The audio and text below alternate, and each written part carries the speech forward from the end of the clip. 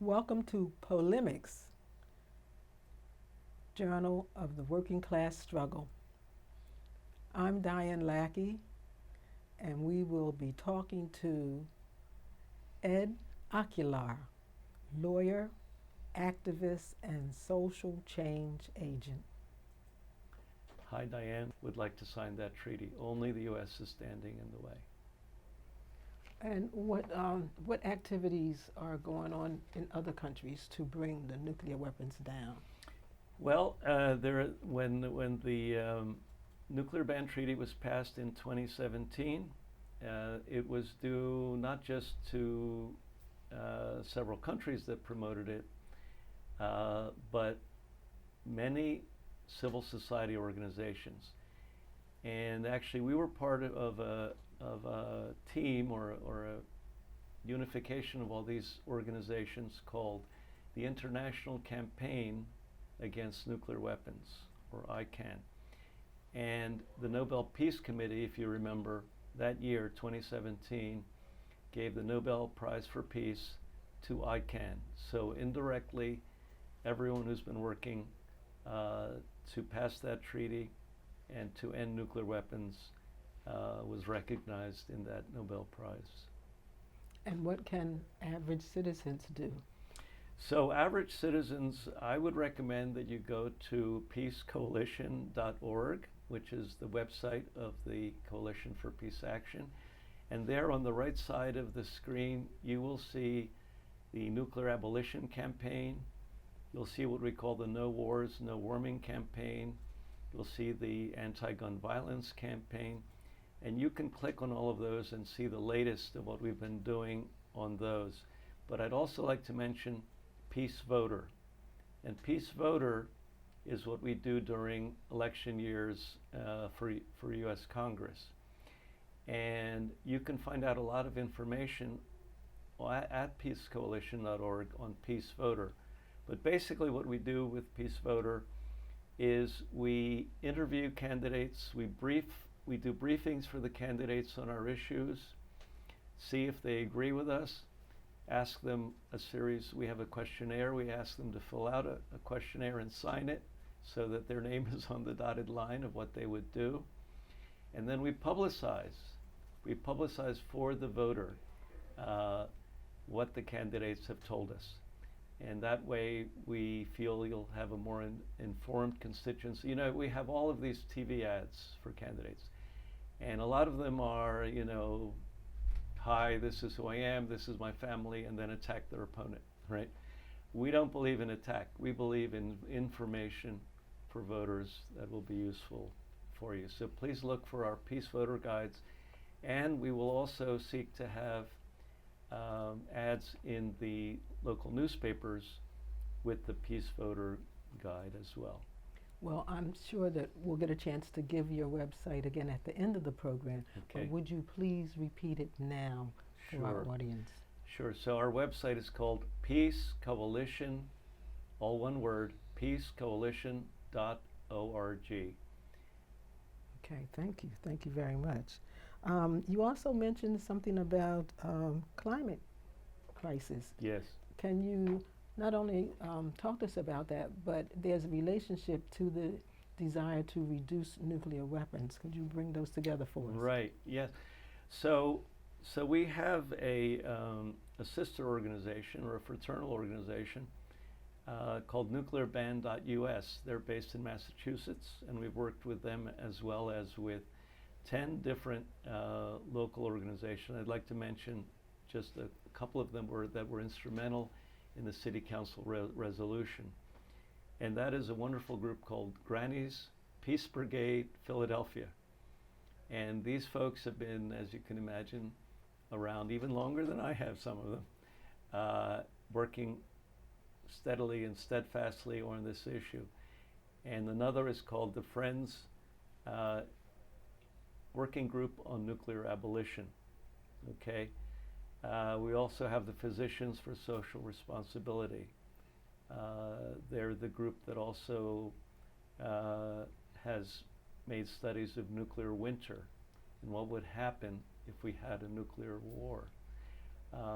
So all of these organizations work with us. The UN Association of Greater Philadelphia also works with us, all with the goal of promoting the nuclear ban treaty. We actually have a kind of umbrella organization called the Pennsylvania Nuclear Ban Alliance. And I'm proud to say that just today I learned that, I want to get this right, the UAW local chapter of the National Writers Union has agreed to work with us as well, and we're working with other unions that are pending to join our efforts as well, because we think that church groups, unions, peace and justice organizations all have an interest in getting rid of nuclear weapons. Well, it is a pleasure to talk to you. It's Well, clear thank you're you. a busy person, busy lawyer. Pretty busy, yeah. Part of a good lawyer is the concerned lawyers, so I'm glad to hear that. Just to recap, what should normal, everyday people do to help you in your efforts and to help bring forward an end to nuclear weapons, control of the climate issues, and reduce gun violence? Well, I would encourage people to go to our website and learn about our events and what you can do. For example, on December 12th, we're going to have a holiday gathering and show. It's going to start with a public demonstration at Princeton University, Palmer Square, on nuclear weapons and on ending gun violence and all our issues, basically all our peace issues, on climate change, combating the climate change crisis. And that's December 12th at 4 p.m. and then there will be a potluck dinner to follow that. That's on our website and you can sign up there. Also, you can sign up for one of our committees and help us work on Peace Voter as well. There's a lot to be done, but it's clear that you're doing a lot, and we should contact you and your organization to further your work. It has Thank you. been a pleasure talking to you, Ed Aguilar, Thank you, Diane. I appreciate lawyer, it. Pennsylvania Director of the Coalition for Peace Action. Thanks very much.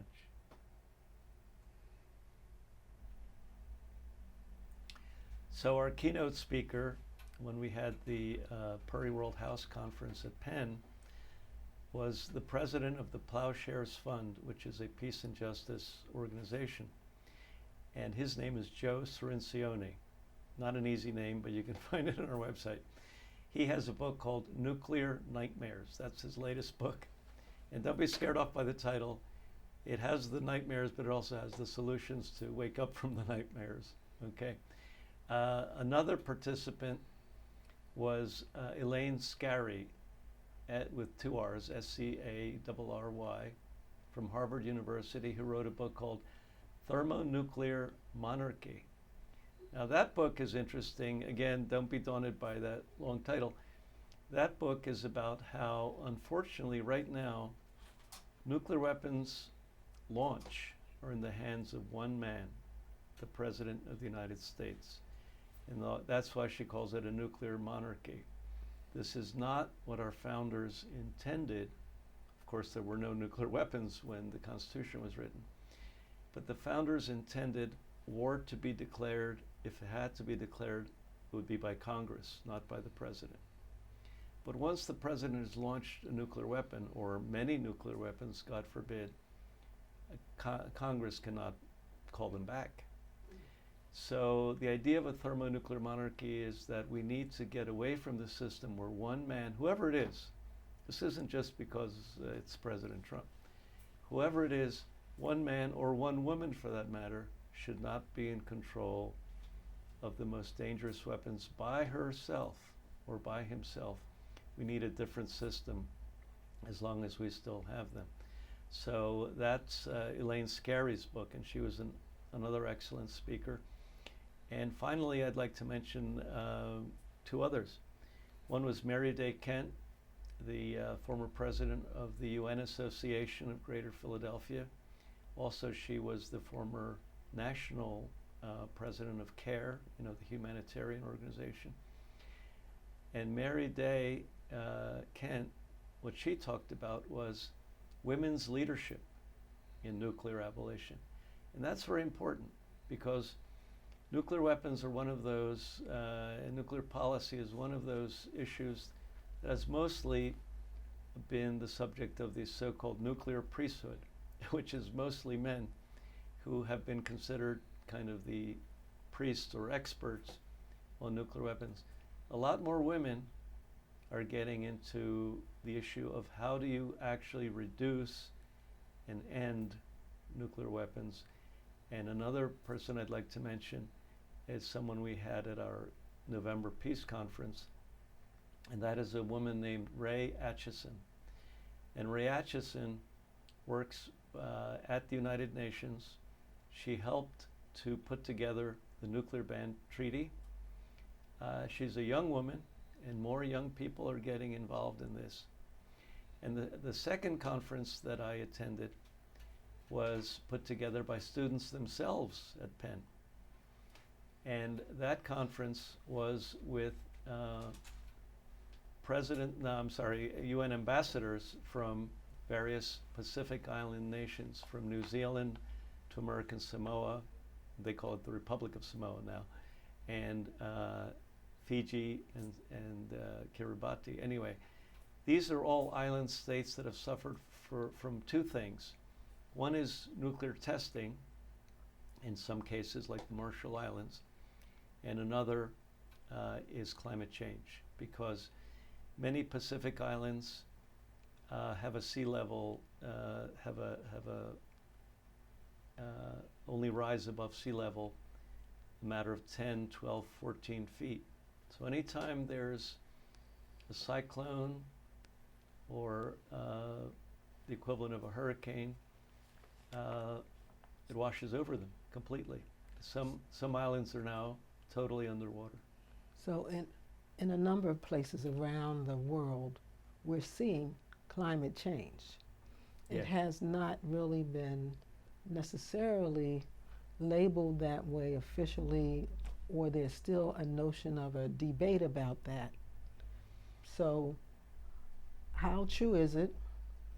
And what do we need to do to make sure that it is addressed? Okay, that's a very good question. I'm glad you asked. For 20 years or so, and the U.S. was involved from the beginning in this, there was a group called the IPCC, the International Panel on Climate Change. Okay, and this is an intergovernmental panel. In other words, it has people from many different countries involved, right? And they have been studying in great detail the maps, the weather forecasts, the climate forecasts. What I mean by climate forecast is more overall than weather forecasts, right? And what they found is that the Earth's temperature has in fact been rising for over 30 years, at least, probably more than that. And they've taken the danger point, the extreme danger point, to be if it rises 2 degrees centigrade, which is about 4 degrees Fahrenheit, above what it was, say, in 1990. And what we found is that we're already more than halfway there. So the people, especially the young people advocating the Green New Deal, say, we don't have any time to waste, any time to spare. We're talking about my future. I will be around, if I'm 20, I'll be around for another 60 plus years, right? And you're saying in 10 years we could be above those 2 degrees. So it's really a crisis point. Well, I thank you for bringing to our attention how serious this issue is, and in how many different ways it is impacting us, as well as there are a number of things that we can do. So I want to thank you for all your work and your organization. And I'd ask you to give us the websites again. Sure.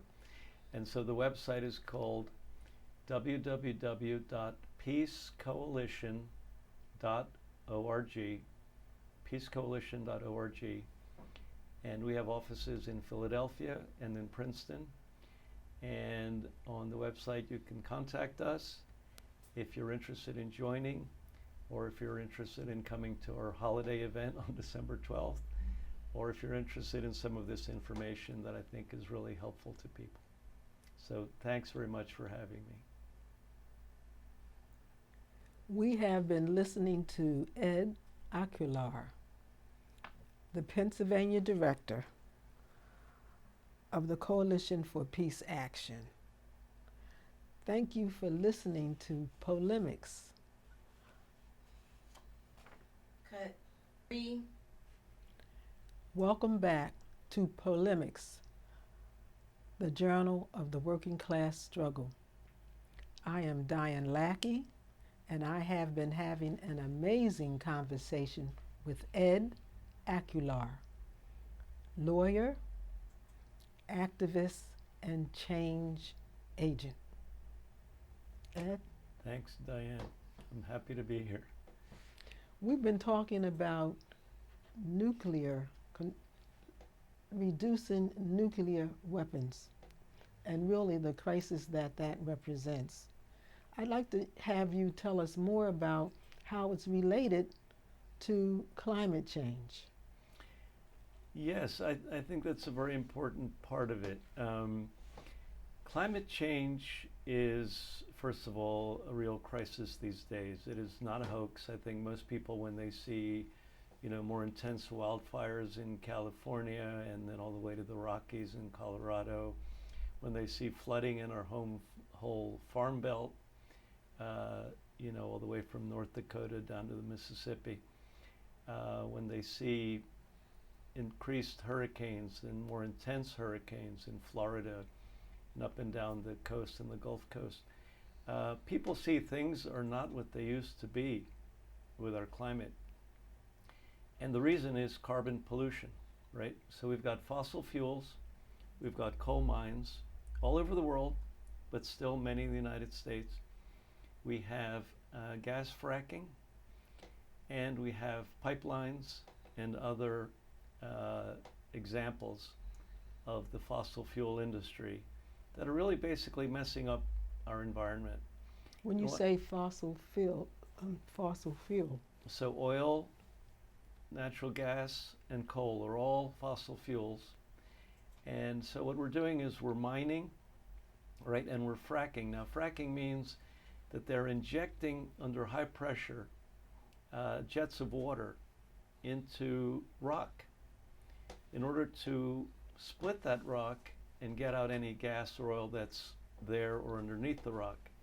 The problem with that is that they use over 100 fracking chemicals in the process. And also chemicals come up from underground. For example, radon is a naturally occurring but radioactive chemical that exists in the ground. So when the fracking oil and gas comes up, it comes up with radon. And so people have not only dirty water that comes up, but sometimes it's even radioactive water. So that is terrible. And so the other aspect is environmental racism. And here's what I mean. Racism, and this is called the Journal of the Working Class Struggle. So it isn't just race, it's also poverty in general, right?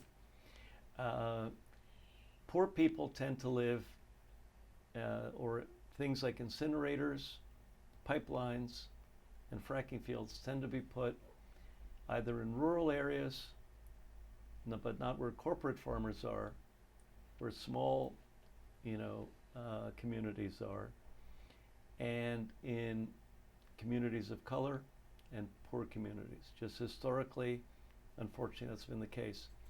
And with fracking and pipelines, that's gotten worse. I'll give you one example. The XL pipeline up in North and South Dakota has been run in order to pump Canadian oil, which is going to be shipped down and then re-exported. It's not even for us. okay? It's Canadian oil to be exported from Canada. It goes through this pipeline. And in building that pipeline, there have been massive spills. And this pipeline goes through Native American reservations and small farms and ranches, okay? It is not an environmentally friendly pipeline. I have friends who actually went up to the Sioux Indian Reservation, Native American Reservation, to stand with the Sioux people against this pipeline.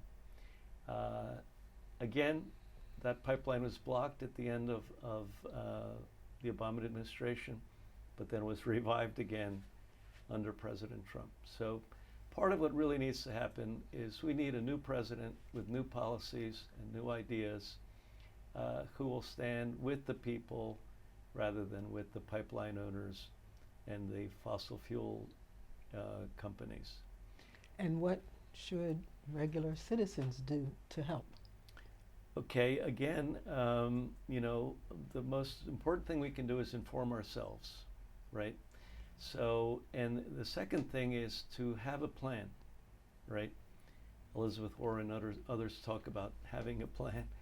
I think it's true. In this case, our plan is warheads to windmills. In other words, we need to do two things at the same time. And it has to be at the same time because time is running out on climate change. Okay, it's getting worse and worse. So the way to do that is you have the warheads. They cost, remember I said $54.8 billion a year. That's maybe a low estimate. And our friends at nuclearban.us, and you can go to that on our website. Our friends have studied this and created a document called Warheads to Windmills.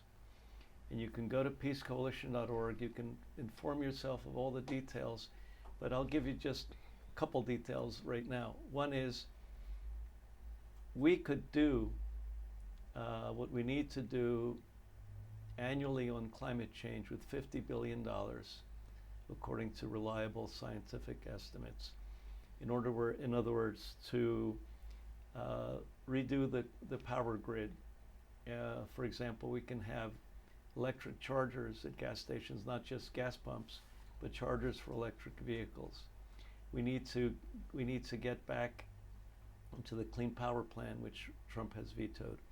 We need to increase the fuel efficiency standards again on our cars, which Trump has reduced. So what we're seeing is we need more information for the public, but we also need political change. We need some major change in our policies so that climate change, instead of accelerating, can come. So we need to change the direction of the money. Exactly. We call it moving the nuclear money. Okay. Oh, okay. If you move the $54 billion over towards solutions for climate change, and by the way, there's a couple of references I could give if I may. Certainly. There's a group called the Stanford Research Project, and they have a website called thesolutionsproject.org. The Solutions Project, all one word, .org, okay, which is on the web. And what's really cool about this website is they have an interactive video, okay? And you click on your state. You can go to any of the 50 states, and they have a plan for that. They have a plan. What can happen in New Jersey? What can happen in Pennsylvania to go from fracking and fossil fuels all the way over to 100% clean energy? And what I'm excited about, in addition to that, you can do that, is that same website shows you that you can create at least 7 million new well-paying jobs that way, okay?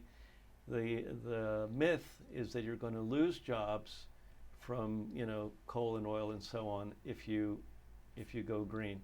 The truth is that solar and wind already provide more jobs than all of the jobs in coal mining. What And about we can where get a lot more jobs just in redoing the grid, in building the infrastructure we need. there's a concern about certain areas of our country and our state dying because they don't have the employment? So we can change and create new jobs, but would they be created in those areas? Yes, because this has to be a 50-state project.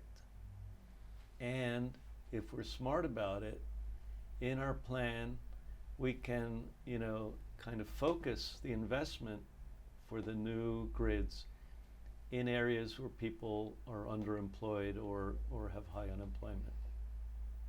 And what kinds of skills and education would these jobs require?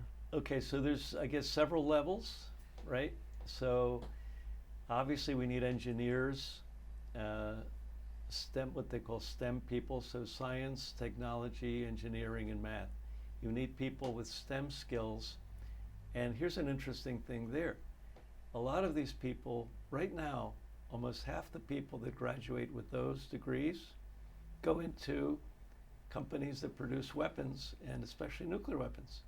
You can take those people and they can work on, redesigning the power. You need a lot of engineering and science to have a well-functioning 21st century power grid. A lot of our power grid is 100 years old. It needs to be updated. You need skills for that, and you need, as they say, some money from the nuclear field can go straight to that. But also you need production jobs and manufacturing jobs. Producing wind turbines is a large manufacturing project. Producing solar panels is a large manufacturing panels. Do you know that about half of our solar panels right now come from China? So while Trump is bragging about, having tariffs on China, we could be producing those solar panels right here, but we're not doing it because the government, instead of supporting solar and wind, is subsidizing the fossil fuel industry. And what do you think the impact would be on urban America? Well, again, in urban America, one thing is any community that needs jobs, we need to train people to do both the production jobs and to get the higher education skills as well for the STEM jobs. So it's on both tracks, and there's no reason that people in urban America can't do both things. Well, that's a good talking point. So where are we politically with getting behind this? Okay, so as you know, the whole concept of the Green New Deal has become an issue in the Democratic debates, and I think rightly so, because wherever you bring the money from, you've got to do a Green New Deal if you're going to resolve the climate crisis, right? So different candidates have different takes on it. We'll see what shakes out in the primaries. We at the Coalition for Peace Action have not endorsed a presidential candidate. First of all, we usually don't endorse because we're usually a nonpartisan organization. But what we do provide is voter guides, as I mentioned earlier. And in those voter guides, I think this year we should be having questions and answers on the climate change issue and the green energy issue. And then we'll see who the best candidates are to actually, not just have a plan, but actually get it passed in the coming years.